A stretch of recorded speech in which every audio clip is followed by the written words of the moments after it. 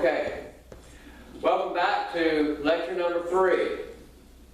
And now we are leaving. We've started off in the Northeast, and we've been coming across the country. We hit the Midwest really hard, and now we're going farther to the west here in North America, to the American Southwest.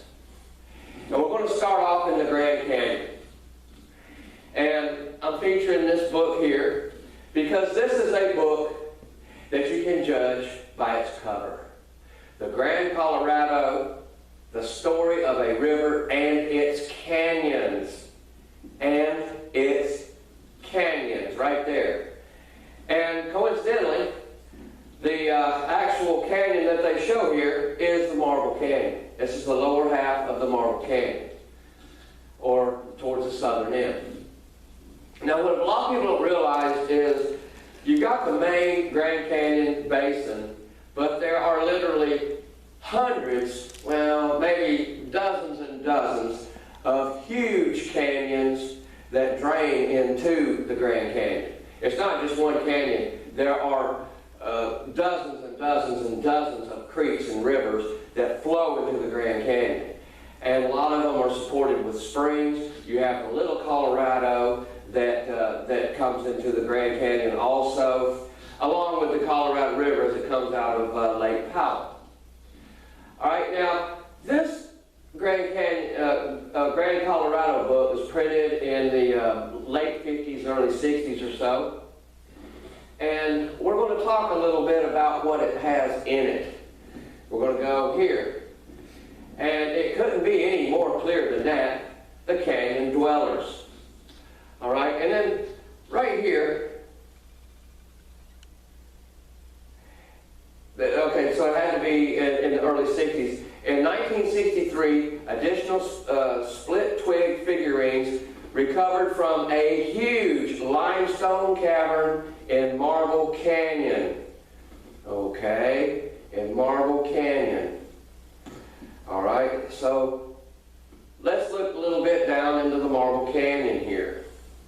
And when I started my Grand Canyon research years and years ago, and my father was a big fan of Arizona Highways, the magazine Arizona Highways, and he had all that information. And I use that information a lot for my Anasazi, Hohokam, Salado, Mogollon, Sonagua, Membres research.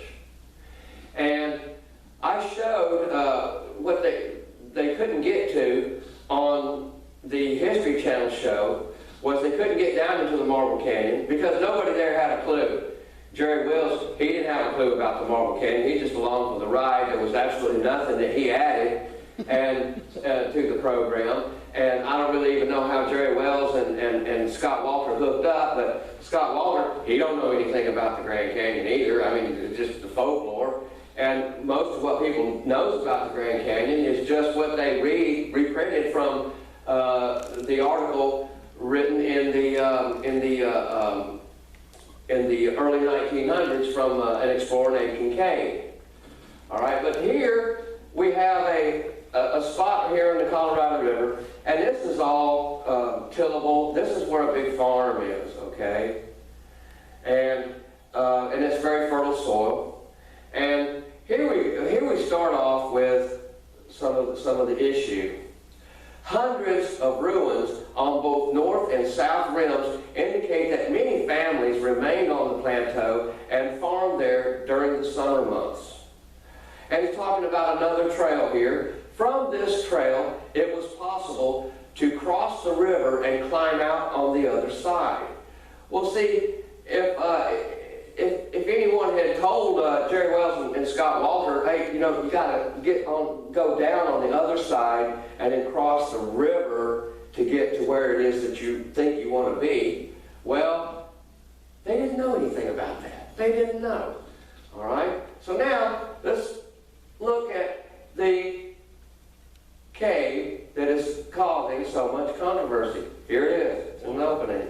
A cave in the sheer wall of the Marble Canyon, occupied by man 2,000 years before the birth of Christ. All right? Now, what do we got here? Okay, I deduced years ago that it was the Marble Canyon, even before I had this book, because I had trail books, and my father had trail books. My father went to Prescott High School, graduated from Prescott High School, and he had done a lot of exploring in the Grand Canyon. And back then, anybody could go and explore in the Grand Canyon. It's no big deal. And they had all these trail books. Okay, but there, right there, clearly, a cave in the sheer wall. Now we can see that is no small cave. That appears to be a cave of very large capacity. All right, and it's in the sheer wall of the cliff. Okay, well that might be a little dangerous to get to. We've already seen that there's hundreds of dwellings in the Grand Canyon. But anyway, that is a picture of the cave. Now, I want to point out that in all of these old books printed about the Grand Canyon, which there are many, any and most all of them printed in the 30s, 40s, and 50s show massive ruins in the Grand Canyon.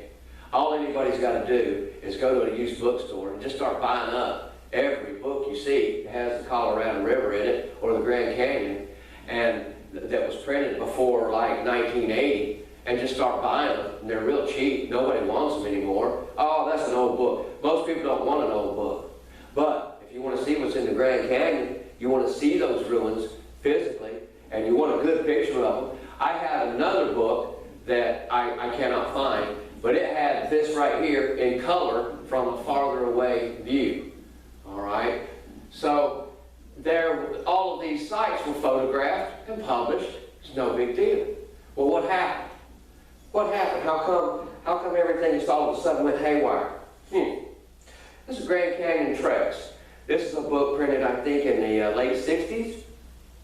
And this is the only Grand Canyon trail book that I have left. I had 3 others. I had one that I had purchased that was like from the late 1940s. And my father had one from the early 1930s. And he had another one from the early 1940s. And I studied these. I had my contour maps when I was trying to find where exactly in the marble or in the canyon that this supposed ancient Egyptian cave was there. I was trying to track it down. So what I noticed with the USGS maps and the trail books is that it didn't fit. The coordinates that were in the trail books did not match the contour maps and the names on the contour maps. Bright Angel Creek or this river or Temple of Isis was here, or the path through the Triple. So what I noticed though is that the USGS maps of the Grand Canyon, they changed all the names of the trails. And they changed all the names of the creeks and the rivers in there. Well, why did they do that? Well, these trail books, and how I actually figured out, between the 4 trail books I had and the other Colorado River and Grand Canyon books I had, I started to be able to notice and deduce where the trails were that Kincaid was talking about, and how far this one was and how far that one was. And the USGS maps, when you look at it, it's a different name. That pathway has a different name. They scrambled all the names of the creeks and the rivers and the trails. And here we're going to find out why. Grand Canyon Treks. Most of these trail books took you to different dwellings. 900 years ago, people were building dwellings all through the canyon. Oh, wow. Oh, well, okay. I'll buy that. 900 years ago. They say 900 years ago. That other one said 2,000 years before Christ, didn't it? All right? All right, now, talking about Cremation Canyon along the Chavez Trail. Out of sight in the east arm of Cremation Canyon are several caves. Okay. There's not one cave in the Grand Canyon. There are hundreds of caves in the Grand Canyon. And there are hundreds of caves in the canyons that go into the Grand Canyon. And these trail books would tell you how to get there. And all of these trail books took you right to fantastic ruins. The creek from Roaring Springs is by far the largest tributary of Bright Angel Creek. The cave from which the water flows has been surveyed and has 11,000 feet of passages.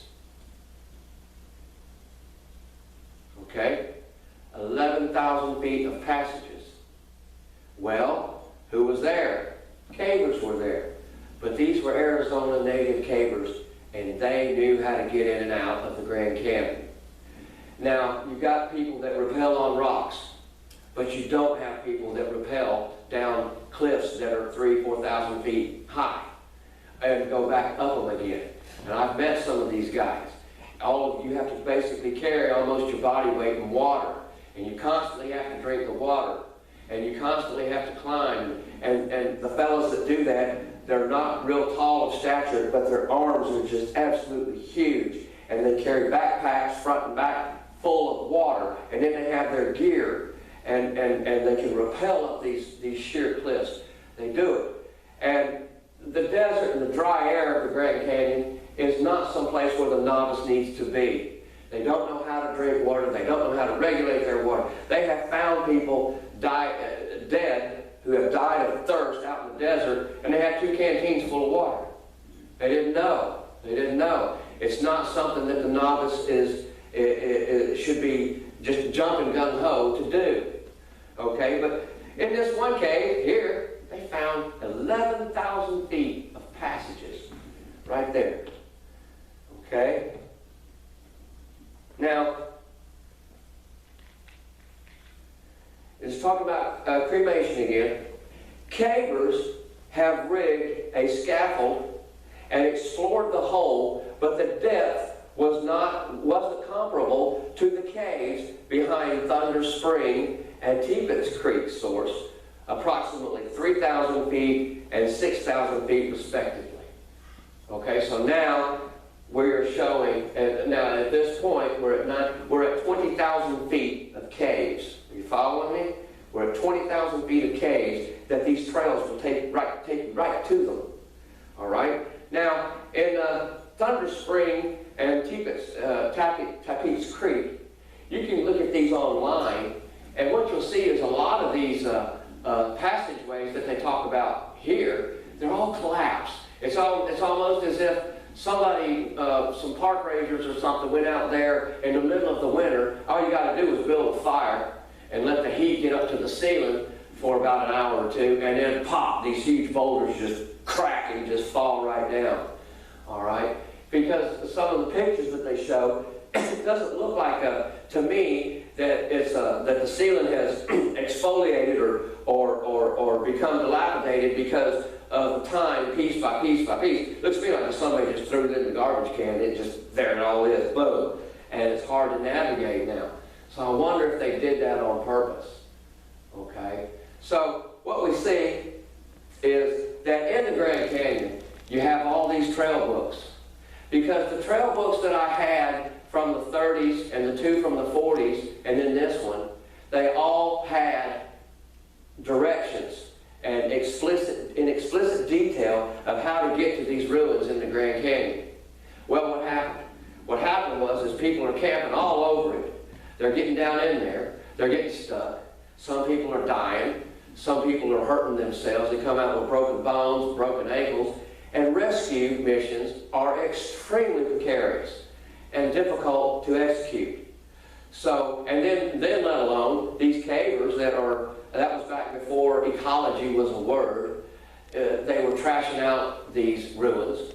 Some of the ruins were being ransacked. So let's see what we've got here. We've got an Egyptian cave that's huge, that's loaded with Egyptian artifacts, but are we going to be safe to say that there are hundreds of them in there?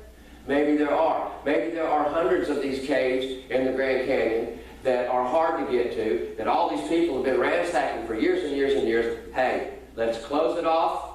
Let's change the name of the trails from the trails book so that anybody that's got all these old trail books, they can't find their way back to their car. They never will be able to, because we have taken these trail names and we've moved them, this one a mile this way, we've moved this trail a mile this way.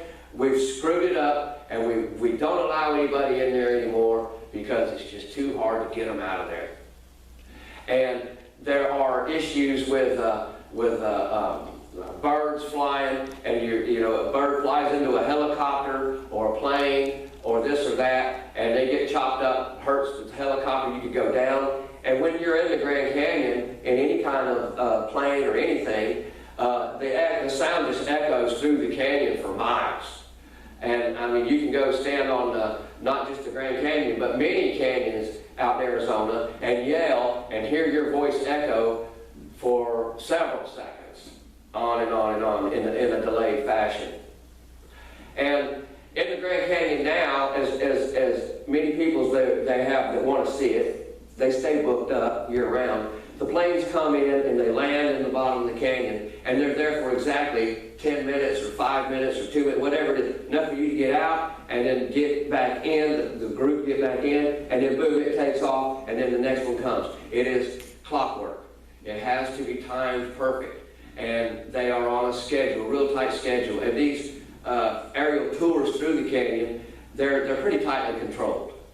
So that's why that we know that the Egyptian hieroglyphs are there. All the things that they talk about, I don't doubt for 1 second that the dining hall that's 380 feet long, 50 feet high, and 40 feet wide with a table carved out of stone, the whole distance. Yeah, I believe it.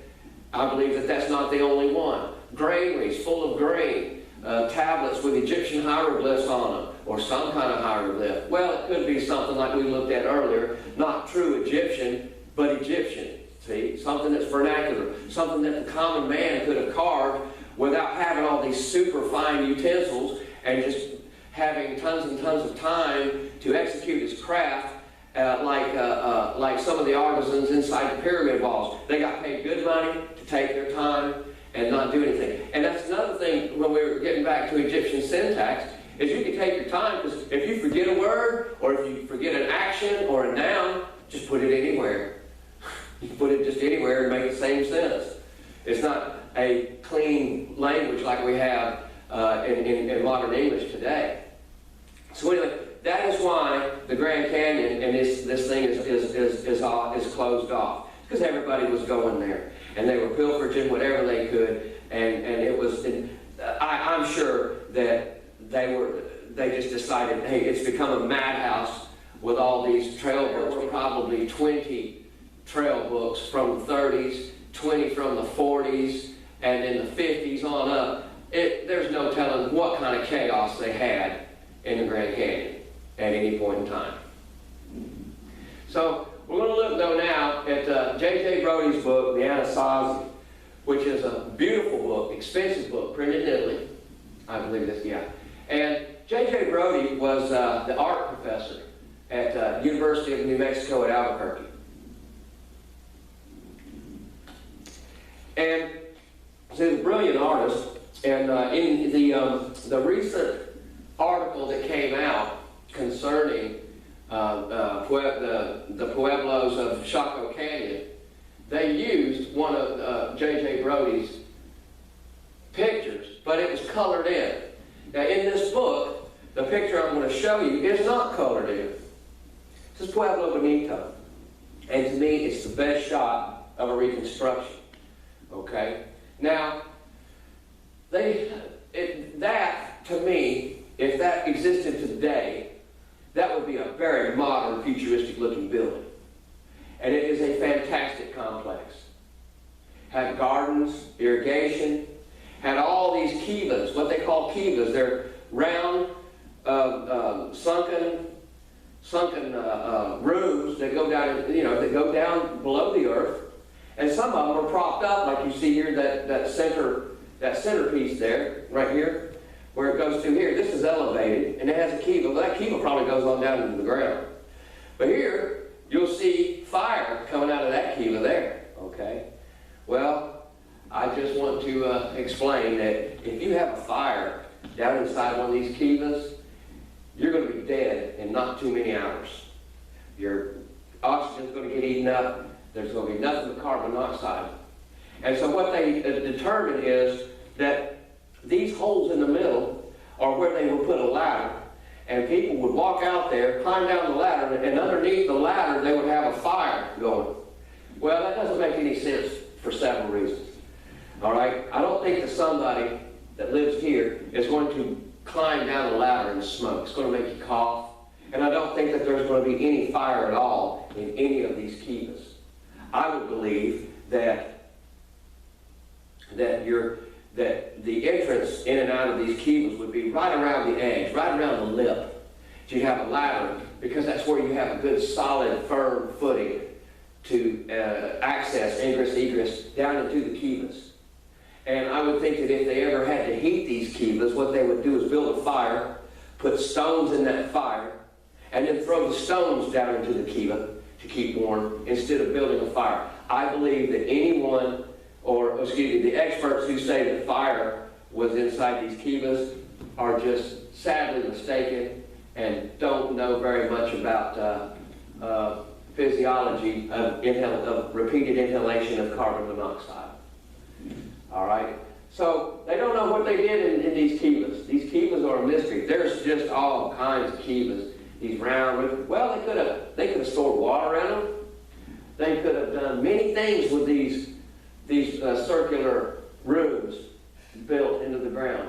And I'm not so sure what they did in them or with them myself, but I guarantee you one thing they did inside these kivas is they taught their children how to build more kivas. Now, moving forward, we're going to look at some more.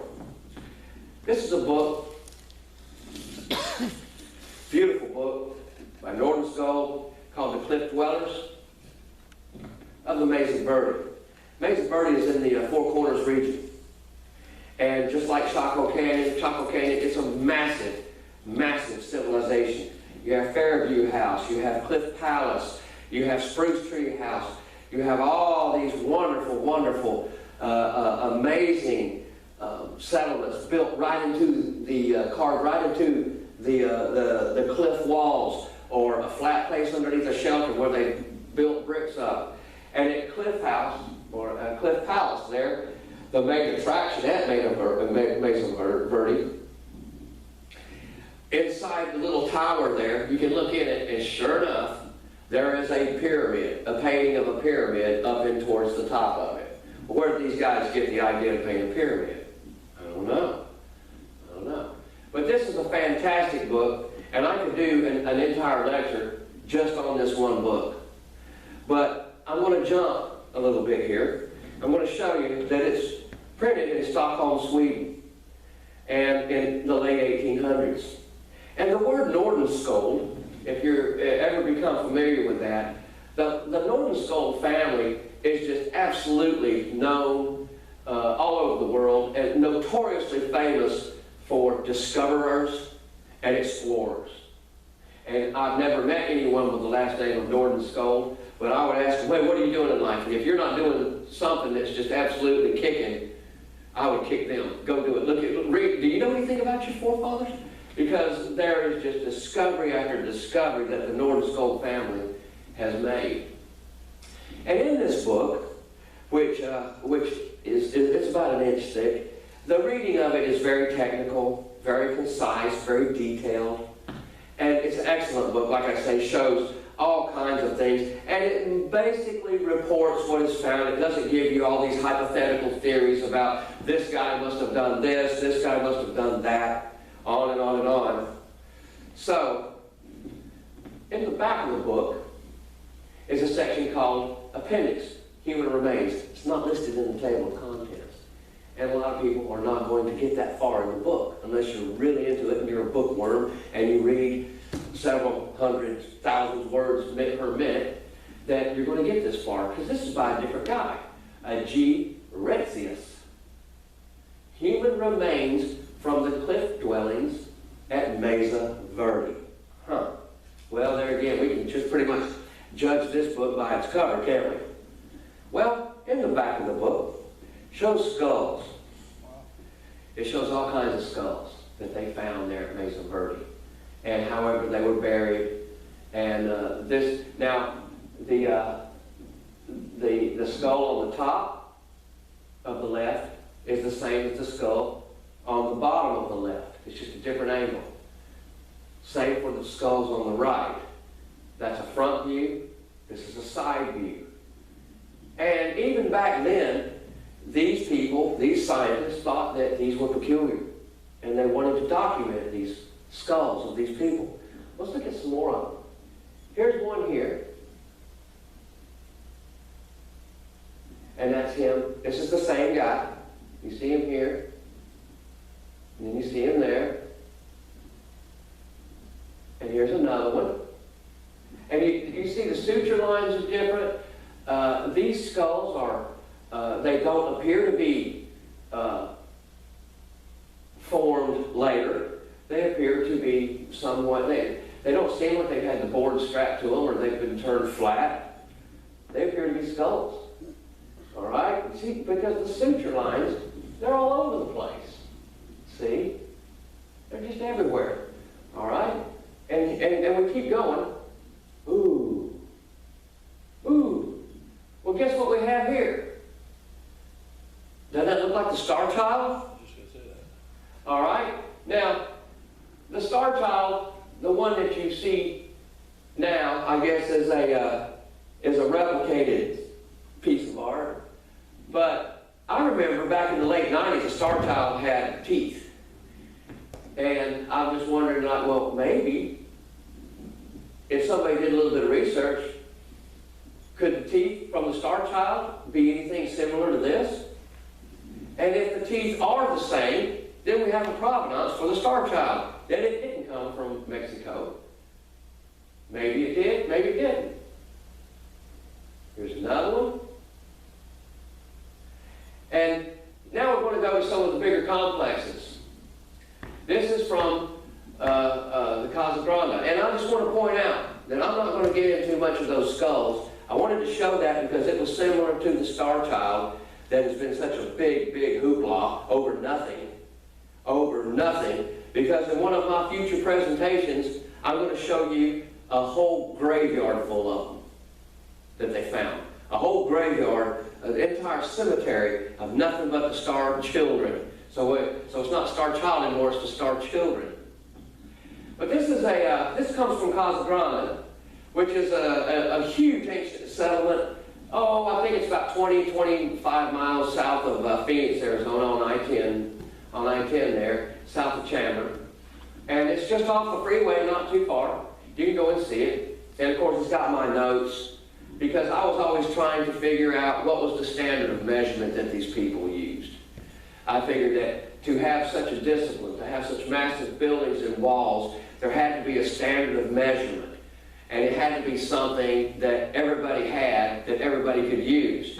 And they don't have, if it was out of wood, well, that would probably deteriorate after time.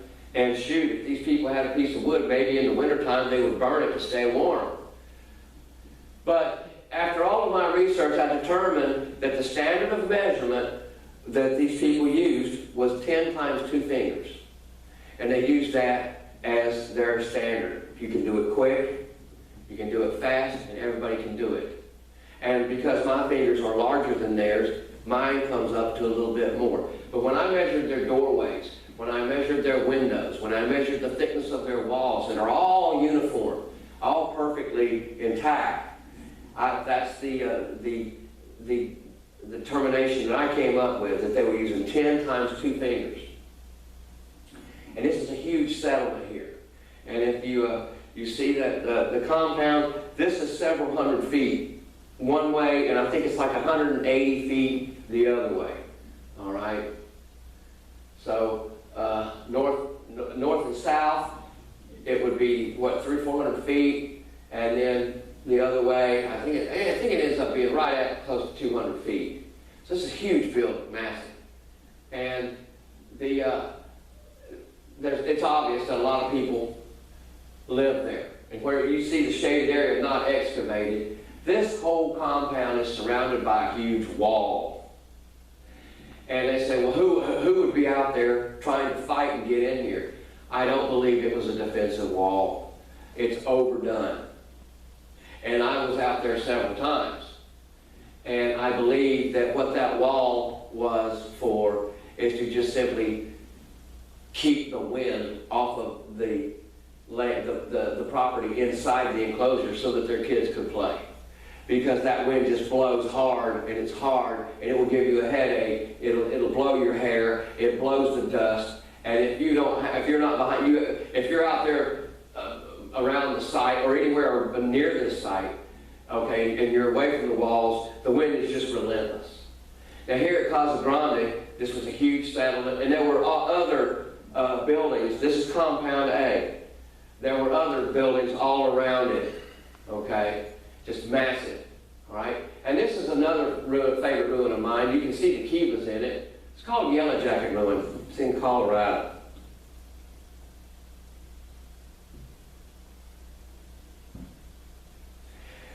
This little legend right here shows you 60 meters, which is roughly 180 feet. Let's call it 200 feet. Well, with that legend right there being 200 feet, can you get some idea of how massive this ruin is? That would be, what, over 1,000 feet from, well over 1,000 feet, probably 2,000 feet from top to bottom, north to south, and then probably at least, what, 900, 800 feet from east to west here. But it's just massive, massive. Cross street, and all these, what you see here around these kivas are buildings, okay? Each one of these kivas here are roughly 30 feet in diameter. So what did they do in these kivas? And just on and on and on. The buildings there are just massive. Here you see the breakdown trail, and then the lower level here where they would go up and down, and you see the talus. That's where a lot of that is just trash bin, old pottery, old utensils, etc., etc. But this Yellow Jacket ruin has 165 kivas, and they aren't sure of exactly how many rooms that it had. Now, I have been fascinated with the Anasazi ruins, or be them the Hohokam, the Salado, the Mogollon, the Sinagua, the Membre. They got all kinds of neat names for them because they try to make it confusing. For someone who's studying the ancient North American Southwest, you read these books and they can become quite confusing. So I wanted to make my own list. I wanted to list all of the ruins that I could, compiling the information from my books. I wanted to point out certain things. I wanted to get some idea of what the level was, ASL. I wanted to know where the kivas were, special things. Did they have a movie theater? Did they have a show stage? Did they have passages underneath them? Towers, great houses. How many people lived there? How many rooms they found? How many stories there were? So I was working on my list here. That ended up being 10 pages long, and it's never been completed. I haven't worked on it since December of 1998. But in all these books, I'm reading them, and I see these huge ruins like Yellow Jacket Ruin. Here's another one, Grasshopper Pueblo, Mogollons, down in Arizona. Massive, massive ruin. All right, the legend up at the top there says what? 50 meters is what that is. If that's 50 meters, 150 feet, we get some idea that that's 400 feet, 500 feet right there. Just in the main, what they call the Great House. They call this the Great. The main establishment in any of these dwellings is called the Great House. And I don't know where that comes from. It's just a standard that everybody goes by.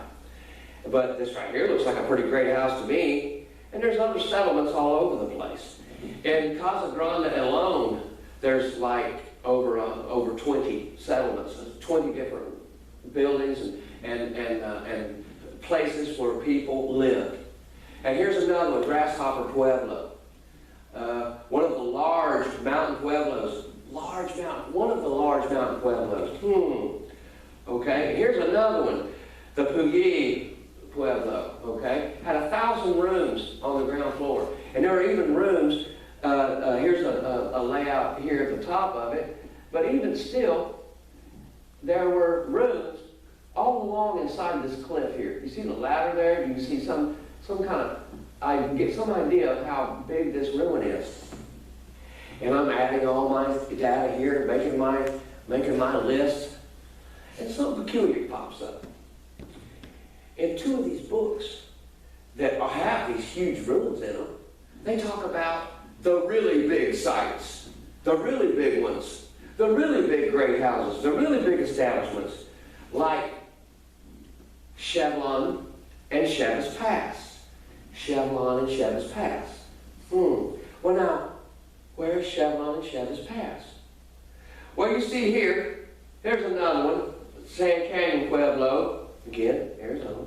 And the legend there is 20 meters, 60 feet. Well, can you get some idea that right there is about 600 feet in girth? And it's probably, 800 feet from top to bottom. And it's got a spring that runs right through the middle of it. Look at all those kivas and houses. How many people can live in a place the size of what? 50 football fields? How many people live there? But this isn't one of the big ones. The really big ones, like Chevelon and Chavez Pass. Well, if they're big, why can't I get any information on them? How come they're not in the books? How come? Well, where's Chevelon and where's Chavez Pass?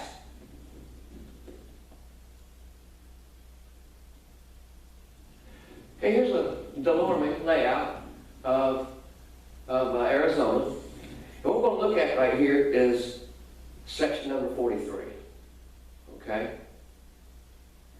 Here you'll see Chevelon Creek, and here you see Clear Creek. All right?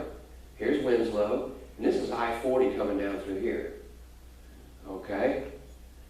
Chevelon and Chavez Pass. Because I couldn't find out anything about it. And it was back before you could just Google something. I think it's probably even before Google. I think back then everybody was using Mama.com for search engine. Well, where are they? What are they? Well, here we have a little bit closer picture here. This is Highway 40, Interstate 40 right there. And right here you come down and we have the meteor crater. And then you have Chavez Pass Road. Can we see that there? Chavez Pass Road.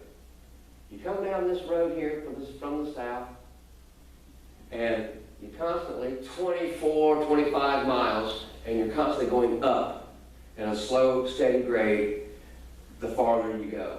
You're just constantly going up, going up, going up for several miles. Now, if anybody wants to go here, you have to check in at the meteor crater road there, and you want to tell them that you're going out to Chavez Pass. And they're going to want to see your vehicle. They want to make sure that you got water. They want to make sure that your tires are good, that you got a spare, and that you're in some kind of, a car can't make the trip. You have to be in at least a light pickup, preferably four-wheel drive, to get to Chavez Pass and Chavez Mountain. See? Chavez Mountain right here. Well, where's Chevelon? We saw the creek. Well, there it is, right here. Lookout Tower at Chevelon Butte. They're about 18 miles from each other. Well, that's peculiar. The books say the really big ones like Chevelon and Chavez Pass, and they're so close to each other.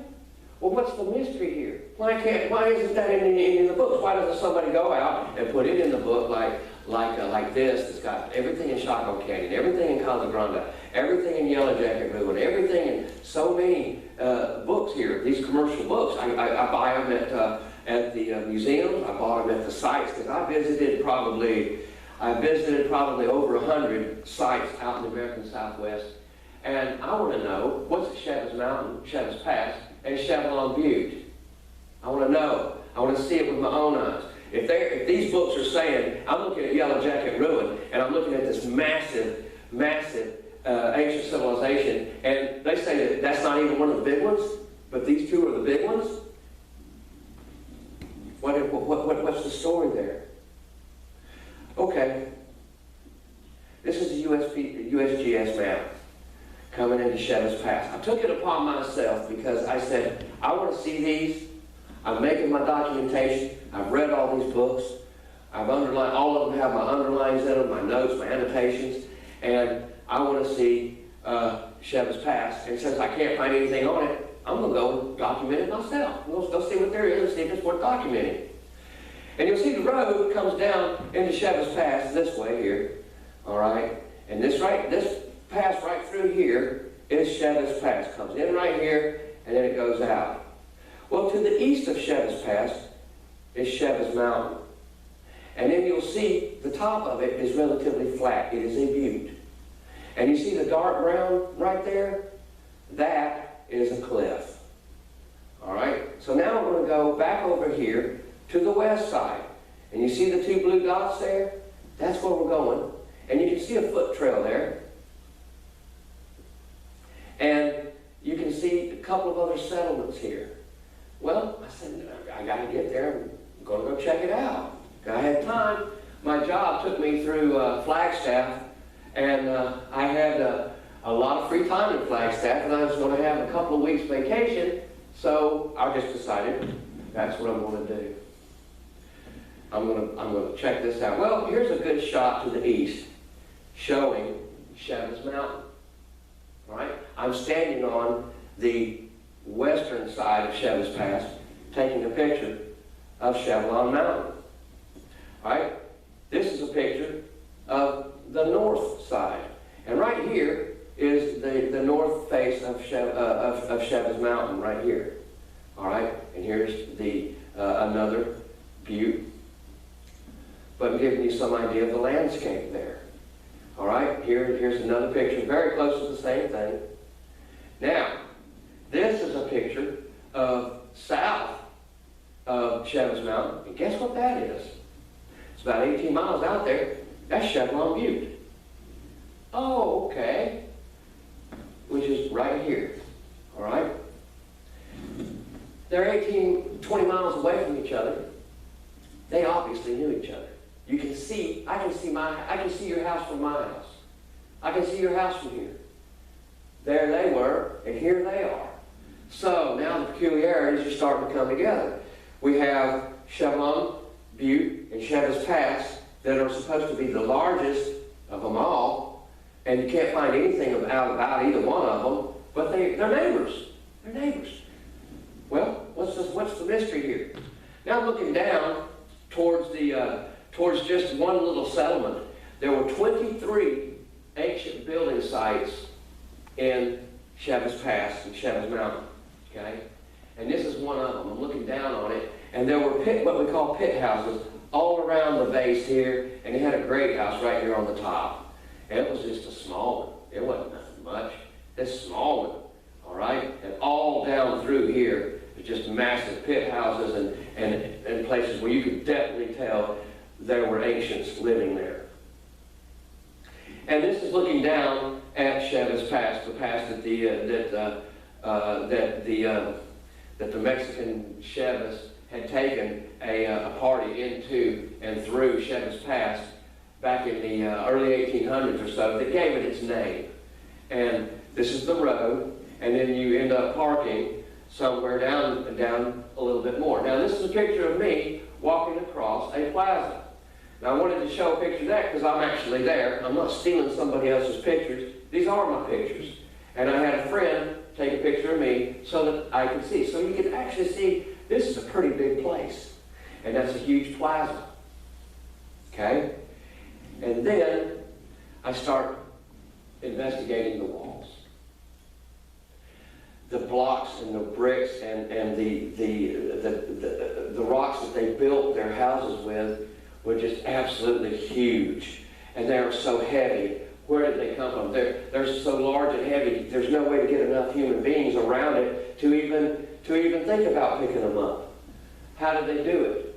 How did they get these rocks? And underneath a bunch of them, you can see close to the ground that they had the caliche between the ash and the clay and the ground up bits of organic matter where they actually made the concrete. And the rocks are huge. They're super. Walls. They estimate that Chavez Pass perhaps had 5 or 6 stories of these huge stone structures going right up from the great house. And these, there's no small stones here. It's like, where are the big stones? We want to build our house out of the big stones. Well, that doesn't sit with the scheme. That doesn't sit with the proper way of thinking when it comes to all these ancient dwellings in the American Southwest, throughout New Mexico, Arizona, Colorado, and Utah. You're not supposed to use stones that big. You're supposed to use smaller bricks, like what we have at Chaco Canyon. You're supposed to use smaller stones, like what we have at Cliff Palace and all through Mesa, Verde. Or you're supposed to have a stucco type of smaller stone, like we have at Casa Grande. Walls. Massive walls. Massive. Everywhere. Acres and acres and acres of these vast walls that you can tell by the way they have collapsed that they must have been several feet tall. And I could not even turn one of these stones over if I wanted to. You're not supposed to touch anything here at the site. And you can take pictures of things, but you don't want to take anything because that's just not right. Now, here we have a shot that's going out towards the northwest. And for anybody who's from Arizona or knows the topography there, that mountain right there in the background is San Francisco Peaks. So give you some idea of the orientation here. I'm facing kind of northwest for this picture. And all that you see here, all of this ground, is all fallen walls. Everywhere. All through here. And I'm thinking, why hasn't somebody documented this? Why hasn't somebody put it in the books? Why do I have to come out here myself and go buy a 300-foot tape measure and start measuring and drawing my own map just so that I know what is here? Here's another line, just massive walls. And here's another showing of just how big some of the rocks are.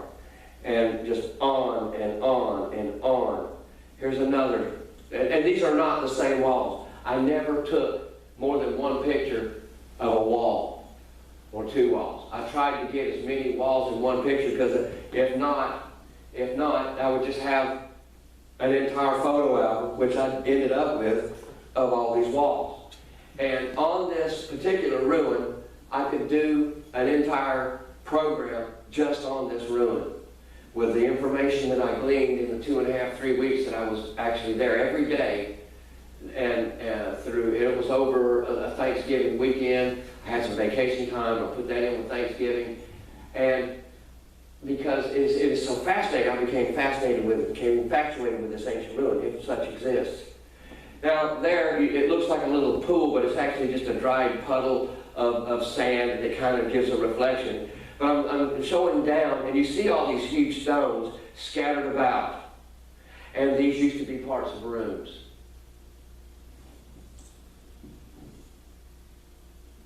Here's another up towards the top. Now these trees right here, there were 3 trees on the top that I used for my my starting point.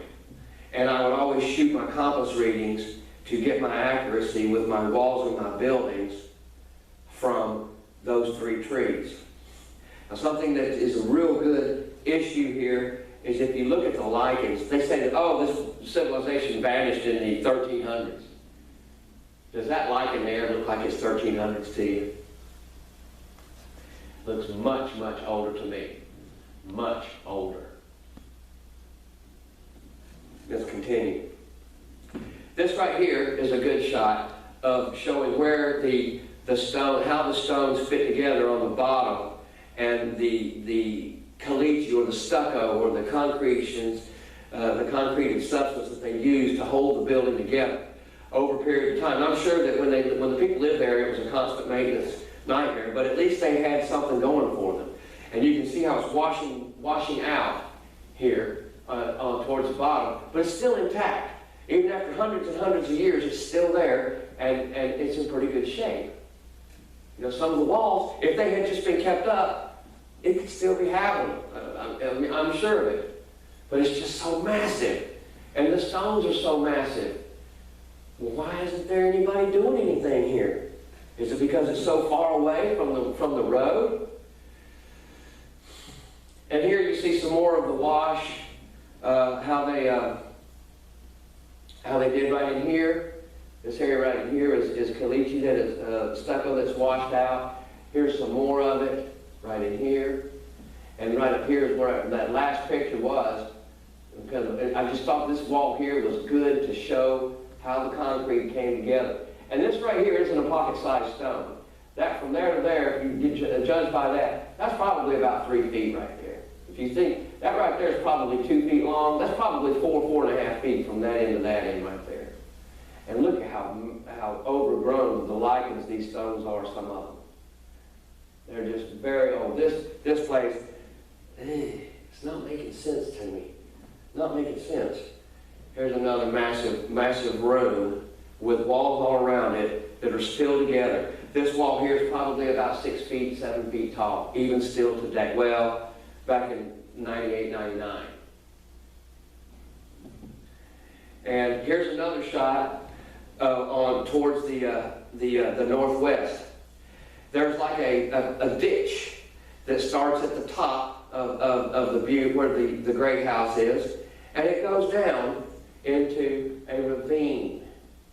All right? Now, let's show you. It comes somewhere.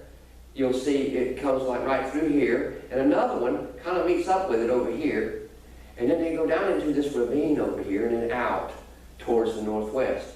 You see along that line, that tree line there is where another stream comes down. I got to check that out. Don't know what's at the end of that. Well, guess what's at the end of it? Here's another shot as I'm going down. It's not real deep, maybe 5, 6, 10 feet at the most. But up here, you can kind of see where it's going. It's coming into a wash. And there is a spring cave down at the bottom of it. A spring cave. All right, now, there at one time you could see that there was water that had come in out of the back of this cave. It's not very tall. That what you see there is about 3.5 feet, and then it goes back for probably another 20 feet or 25 feet. And it has a stream coming out of it, but it's just a trickle today. Here's another shot of it. All right, and it does get more water as snow and ice melt come into this little plex down here at the foot. It's not all the way down to the bottom. It's still several hundred feet, or 150 feet from the bottom of the butte. It's not down way low on the bottom.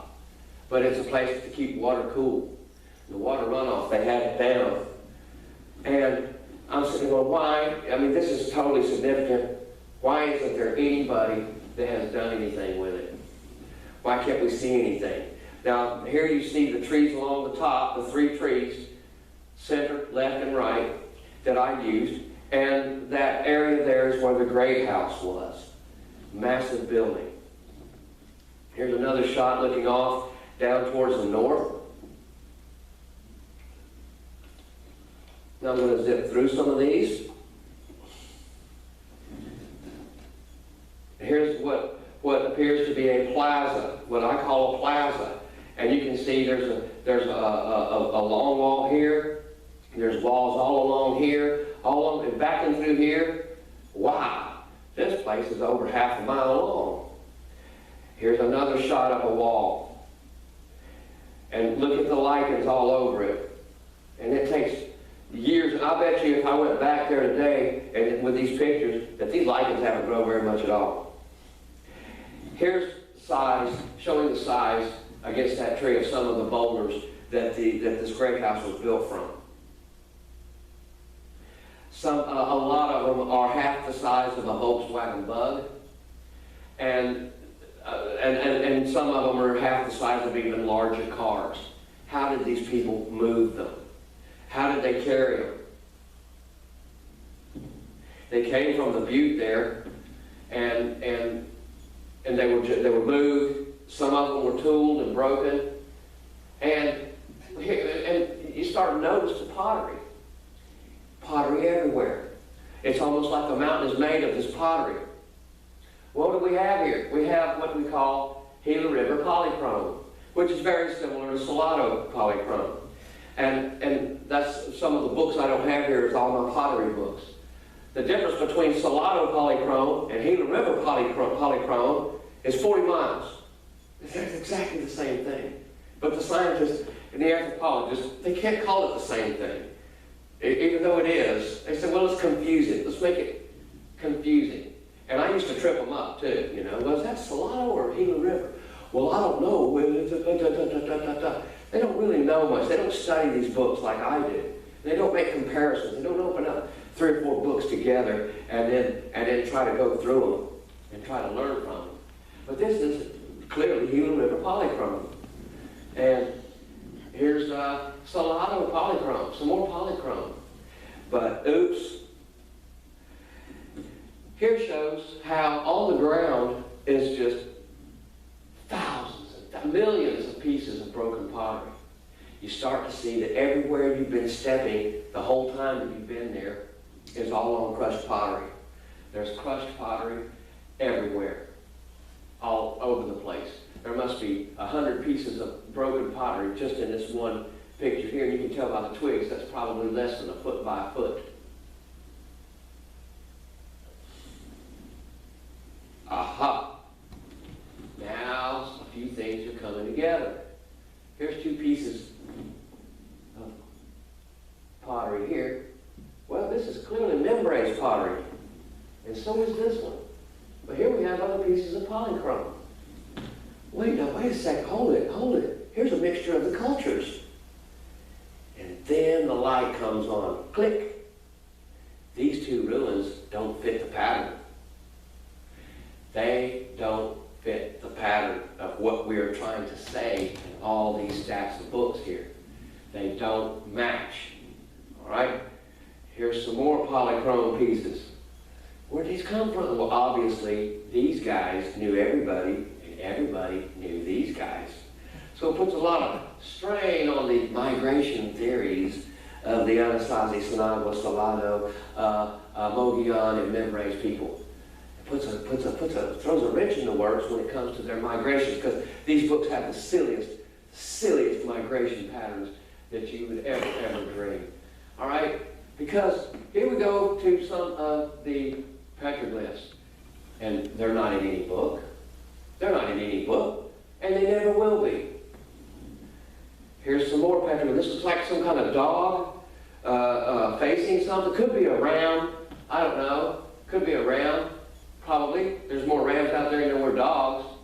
Some kind of horned sheep. I don't know the difference between a sheep with horns or a ram. Maybe it's the style of the horn.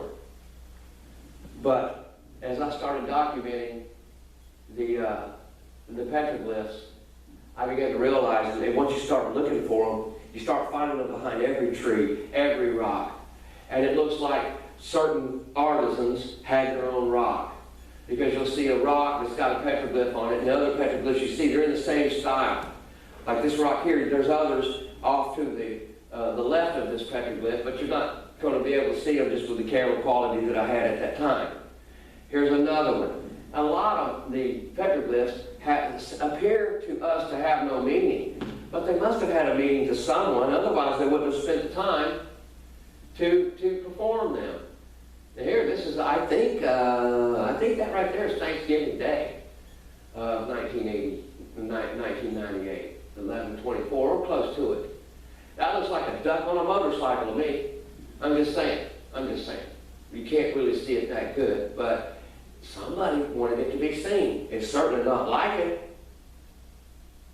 Here's another one. And some of them are just huge. This petroglyph here is probably about 4 feet in diameter. And there were, I didn't show them, I wanted to keep this as family entertainment, but there are many petroglyphs here of what we would call human body parts with specific function. that I'm not showing. And it's pretty obvious. So we're going to continue here and show some more of these the huge petroglyphs that are not in any book and never will be. There's another one. And I could do a program series just on the petroglyphs. I'm just showing you just enough. I've got a whole album full of these petroglyphs. I'm just showing you certain choice ones. Now here, we jump back into a different style of petroglyph. This is a scene. It shows noun, verb, action, subject working. It's obvious that this guy is shooting a bow at some kind of deer or antelope. This is a higher form of appreciation for ancient art. It's not it's not anything having to do with still life anymore. Still life is several notches down. This is showing purpose.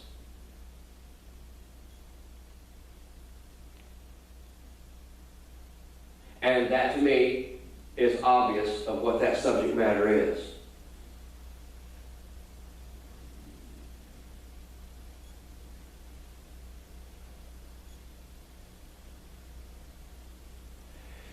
I believe this is one of the rocks where it appears to me that the same guy carved them all. This is his rock. You go find your own rock.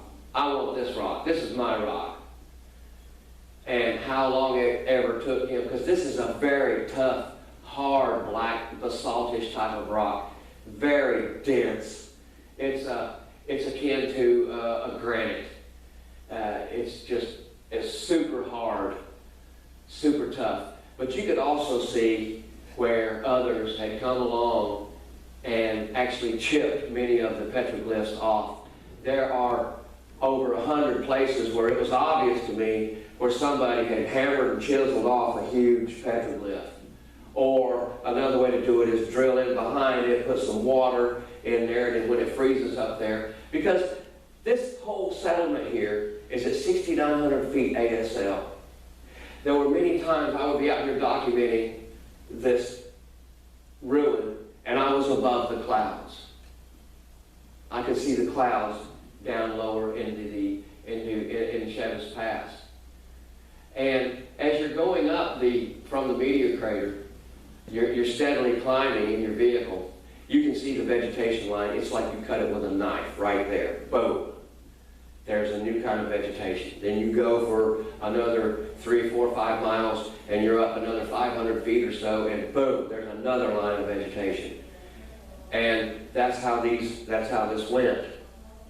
All right, now the stone implements in here are pretty much there's everything from carnelian from New Mexico. The top piece there is petrified wood, which is not too far. The petrified forest is only about 30, 35 miles east of this settlement.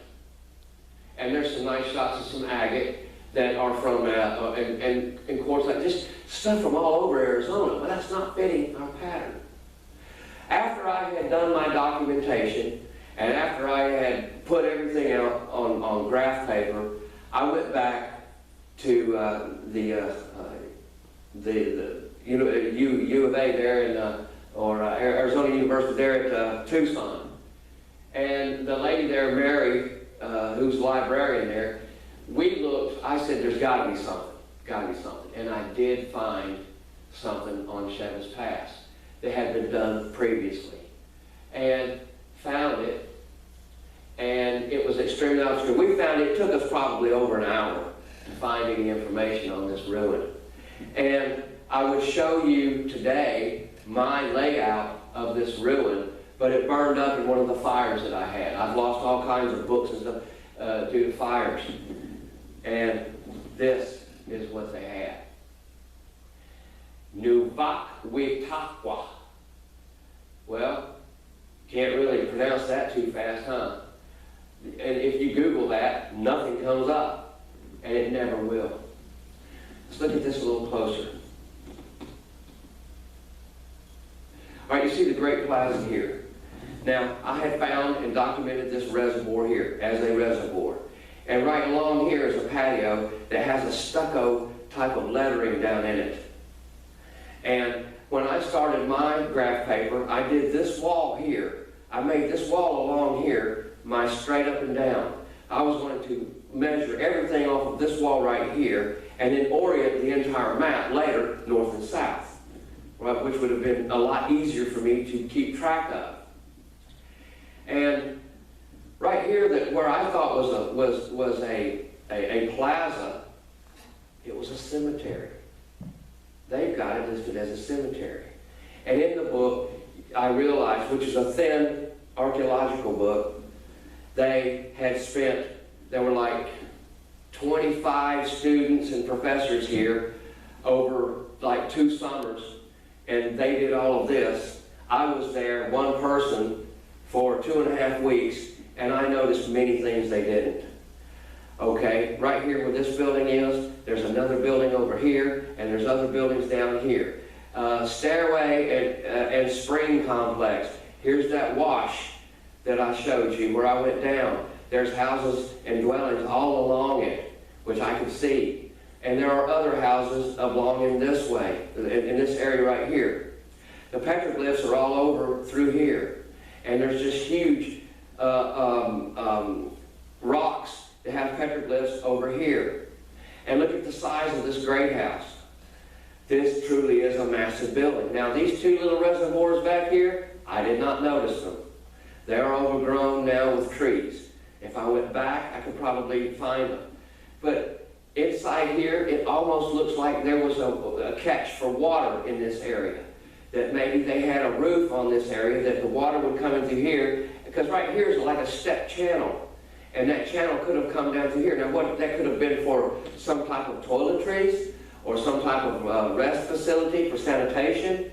I mean, people this modern here would have, you're on top of a mountain, you're not going to run down several hundred feet of rocky climbing just to use the bathroom and then run back up.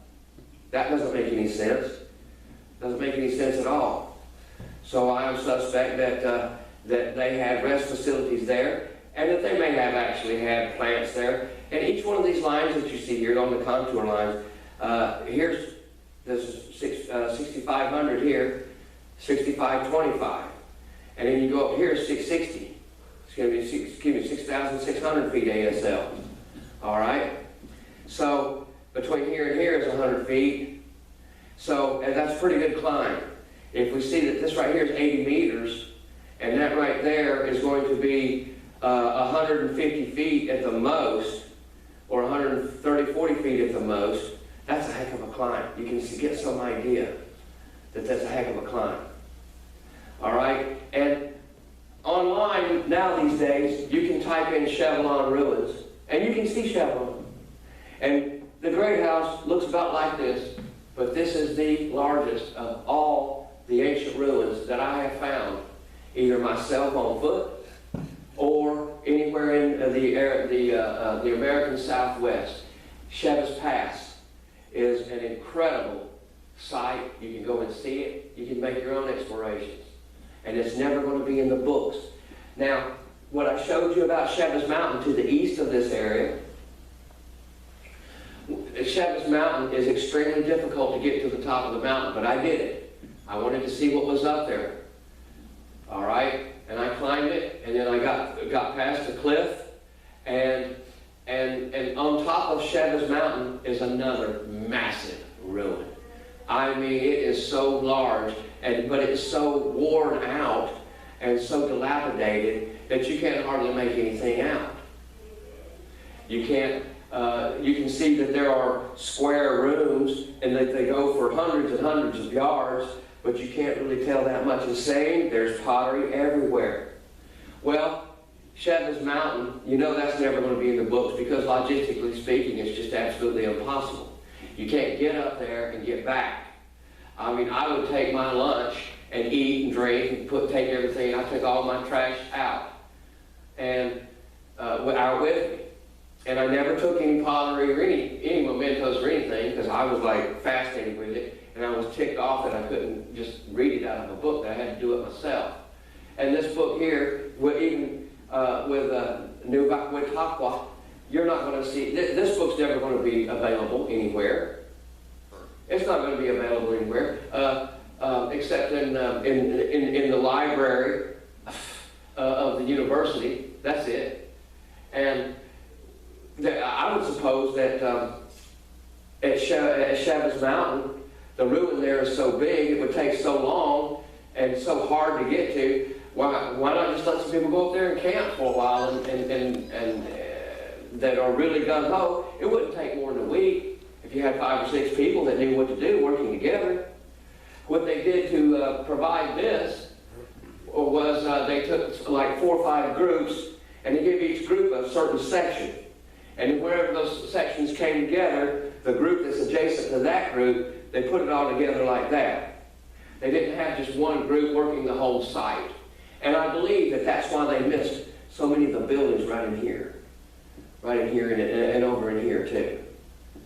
I believe that's why you see it there.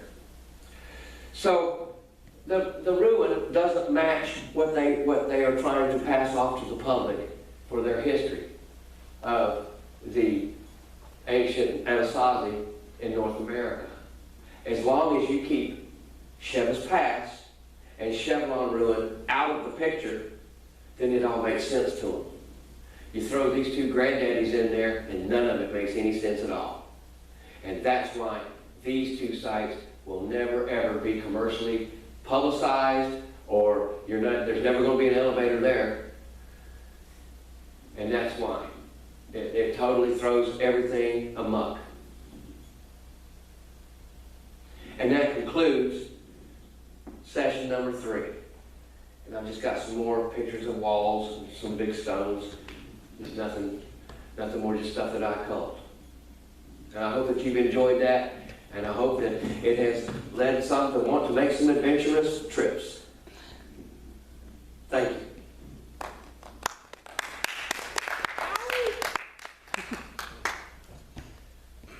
Are there any questions? It's amazing. Now you know about the Grand Canyon, everything. Now you know 10 times more than anybody who works for the History Channel ever will.